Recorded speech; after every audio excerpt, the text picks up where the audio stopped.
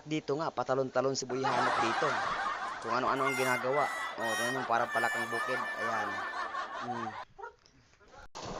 Kung ano-ano ang ginagawa ni Boy Hanot dito. Samantalang si Boy Panghak naman ay naka-maintain lang at palagi nakatayo. Ayan, tatalon na naman yan. Oh, tingnan mo, parang butikin na nalaglag sa nyug.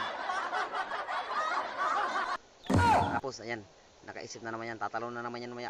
Oh. Ayun, parang butiking ilog. Ayan. Tapos dito na naman.